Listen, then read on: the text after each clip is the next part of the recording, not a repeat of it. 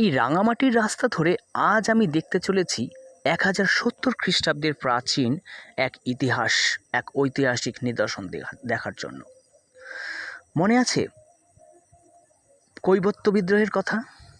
পাল শাসনকালে, পাল রাজা দ্বিতীয় মহিপালের আমলে আমাদের এই বরেন্দ্রভূমিতে ঘটেছিল কৈবর্ত বিদ্রোহ। সেই কৈবর্ত বিদ্রোহেরই একজন নেতা ছিলেন ভীম।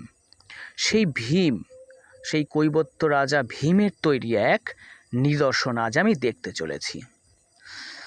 যদিও স্থানটি অনেকেরই দেখা, কিন্তু এই স্থানের গুরুত্ব হয়তো অনেকেই জানেন না আসল ইতিহাস।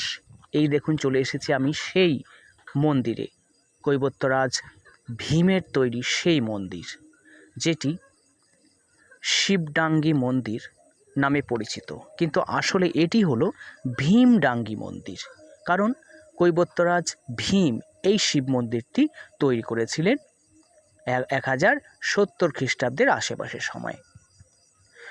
পালরাজ মহিপাল খুব অত্যাচারী ছিলেন। তার হাত থেকে বরেন্দ্রভূমিকে বাঁচানোর জন্যই কৈবর্তরাজ ভীম বিদ্রোহ করেছিলেন এবং বরেন্দ্রভূমি দখল করে নিয়েছিলেন। তিনি তৈরি করেছিলেন এই ভীমডাঙ্গি মন্দির, যেটি আগে উঁচু ঢিবির ওপর তৈরি ছিল। মন্দিরের প্রাচীনতা দেখুন, দেখলেই বুঝতে পারবেন।